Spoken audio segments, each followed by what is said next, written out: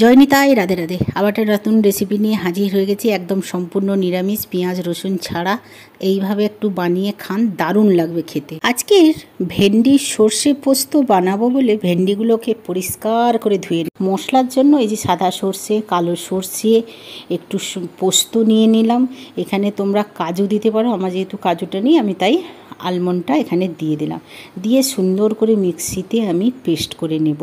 এগুলো আগে পাউডার করব, তারপরে অল্প জল দিয়ে পেস্ট করে নেব। এইবার দেখো ভেন্ডিগুলো আমি সুন্দর করে মাথা নেজা কেটে পরিষ্কার করে নিয়েছি। এবার একটু লবণ দিয়ে দিলাম।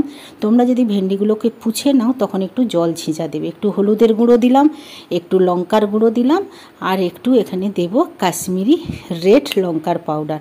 আর মাস্ট হচ্ছে একটু বেসনটা আগে দিতে হবে। এই যে কাশ্মীরি রেড পাউডারটা দিলাম, আর ওটা গুলিয়ে রেখে দিলাম। আর এদিকে দেখো আমি সর্ষেটা পেস্ট করে নিয়েছি, দিয়ে একটা কাঁচের বোলে আমি সুন্দর করে এখানে ঢেলে নিয়েছি। এবারে চলো রান্নাটা শুরু করা যাক। কড়াইতে আমি তেল দিয়ে দিলাম পরিমাণ মতন। এখানে সর্ষের তেল দিয়েছি, তোমরা সাদা তেল ইউজ করতে পারো। সর্ষের তেল দিয়ে রান্না করলে কিন্তু নিরামিষ তরকারির স্বাদটা দ্বিগুণ বেড়ে যায়। তেলটা আমার গরম হয়ে গেছে, মিডিয়াম গ্যাস করে এটাকে করব। এবার যে ভেন্ডিগুলো সব মশলা বেসন দিয়ে মেখে রেখেছিলাম সেগুলো আমি কড়াইয়ের মধ্যে দিয়ে দিলাম। দিয়ে মিডিয়াম আঁচে কিন্তু সুন্দর করে এখানে আমি ভাজা করে নেব। আর আমি একটা গোটা মশলা দিতে কিন্তু এখানে স্কিপ করে গেছিলাম। যখন মশলাটা মাখাবেন তখন কিন্তু আপনারা দিয়ে দিবে কি একটু গোটা জিরে আর একটু গোটা পানমৌরি। এটা দিলে নিরামিষ তরকারিতে কিন্তু দারুণ সেন্ট আসে। এটা যখন মশলা মাখানো হবে সেই সময় দিয়ে দিবে। আমি এই উপরে এখন দিয়ে দিলাম, যেহেতু স্কিপ করে গেছিলাম তাই উপরে আমি দিয়ে দিলাম। দিয়ে সুন্দর করে এটাকে আমি ভাজা করে নেব। বেশি কড়া ভাজা করব না, তাহলে কিন্তু ভেন্ডিগুলো একদম শুকনো শুকনো লাগবে। একটু নরম নরম ভাজা করব, জাস্ট হালকা একটু এই যে লাল লাল ভাবটা ওটা চলে যাবে, আর একটু হালকা চ্যাঁক লাগবে। সুন্দর করে আমি ভাজা করে নিই। এবার তোমরা দেখতে পাচ্ছ যে আমার অনেকটা ভাজা হয়ে এসছে। এবারে কিন্তু আমি একটা পাত্রে এগুলোকে তুলে নেব। বেশি বললাম না, আগে বেশি ভাজা করব না। একবার তোমরা এই রসুন পেঁয়াজ ছাড়া একবার এই ভেন্ডির তরকারিটা বানিয়ে খান। যারা খায় না তারাও কিন্তু চেটেপুটে খেয়ে নেবে, একদম গ্যারেন্টি সহকারে বলছি। এখান থেকে আমি ভেন্ডিগুলোকে একদম তেল থেকে ছেঁকে একটা থালার মধ্যে আমি তুলে নিলাম। ওই যে কড়াইতে তেল ছিল ওর মধ্যেই একটু কালো তোমরা জিরে দেবে, আমি এখানে কালো সর্ষেতে দিলাম। কালো সর্ষে দিয়ে একটু লবণ দিয়ে দিয়েছি, হলুদের গুঁড়ো দিয়ে দিলাম, একটু লাল লঙ্কার গুঁড়ো দিয়ে দিলাম, আর দিলাম কাশ্মীরি রেড চিলি পাউডার। এটা দিলে কালারটা একটা সুন্দর আসে।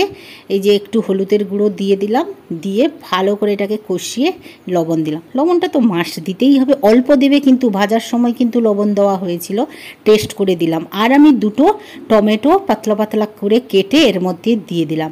দিয়ে ভালো করে এটাকে আমি নাড়াচাড়া করে নেব।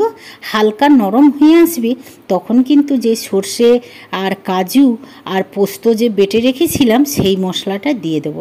টমেটোটা অনেকটা নরম হয়ে গেছে, আমি একটু জল দিয়ে সর্ষে বাটাটা দিয়ে দিলাম এখানে। যেহেতু তেলে সর্ষে বাটা একটু দিলে তেতো করবে, তাই আমি অল্প করে একটু বাটি ধোয়া জলটা দিয়ে দিলাম। তোমরা দিতে পারো না দিতে পারো, সেটা তোমাদের ব্যক্তিগত ব্যাপার, কিন্তু আমার মনে হয় ডাইরেক্ট তেলে সর্ষে দিলে কিন্তু তেতো হয়, তাই অল্প জল দিয়ে আমি দিয়েছি। এটাকে একটু নাড়াচাড়া করে চাপা দিয়ে রাখবো যাতে সবগুলো কষানো হয়ে যায়। কষানোর পরে তারপরে পরিমাণ মতন আমি জল দিয়ে দেব। এবারে ভালো করে আমি কষিয়ে দেবো। আর কালারটা দেখেছো কি দারুণ হয়েছে। আমার তো আগে আমি ভেন্ডি খেতাম না, এইভাবে ভেন্ডি বানিয়ে খেলে কিন্তু দারুণ লাগে। পরোটা রুটি ভাতের সাথে জমে যাবে। দেখো অনেকটা গাঢ়া হয়ে এসছে। এবারে এখানে আমি একটু পরিমাণ মতন জল দিয়ে দেব। জল দিয়ে এটাকে আমি ঢাকনা দিয়ে 10 মিনিটের মতন ফুটতে দিয়ে দেব, যাতে ভালোভাবে সমস্ত মশলাগুলো আমার সেদ্ধ হয়ে যায়। কারণ ভেন্ডিটা দিয়ে তো বেশি ফোটাবো না, তাই আগে কিন্তু জলটা দিয়ে আমাকে ফোটাতে হবে, ততক্ষণে টমেটোটাও নরম হয়ে যাবে। এবার আমি একটা ঢাকনা এর মধ্যে দিয়ে দিলাম। 10 মিনিট পরে ফিরে আসছি। এই দেখো 10 মিনিট পরে ফিরে আসলাম, অনেকটা জল শুকিয়ে এসছে এবং গ্রেভিটাও বেশ গাঢ়া গাঢ়া হয়েছে, টমেটোটাও সুন্দরভাবে গলে গেছে। এবারে যে আগে থেকে ভেন্ডিটা ভেজে রেখেছিলাম সেটা এর মধ্যে দিয়ে দিলাম। দেওয়ার পরে ভালোভাবে এটাকে নাড়াচাড়া করে নেব। নাড়াচাড়া করার পরে এখানে তোমরা কাঁচা লঙ্কা কুচি দিতে হবে। কাঁচা লঙ্কাটা নেই, তাই আমি এখানে কাঁচা লঙ্কা তেলে ভেজে রেখেছিলাম সেই লঙ্কাটা আমি এর মধ্যে অ্যাড করে দিলাম। দেওয়ার পরে ভালো করে নাড়াচাড়া করে দেবো। এখানে কিন্তু ধনেপাতা কুচি দিতে হবে। ধনেপাতাটাও আমার কাছে নাই, তাই আর ধনেপাতাটা না দিয়ে একটুখানি চাপা দিয়ে এটাকে ফোটার জন্য রেখে দেব, যাতে ভেন্ডির মধ্যে মশলাগুলো খুব সুন্দরভাবে ঢুকে যায়। আর তোমরা এইভাবে খাবে, কিন্তু দারুণ লাগে। একবার ট্রাই করে দেখলে ক্ষতি বা কী আছে বন্ধুরা।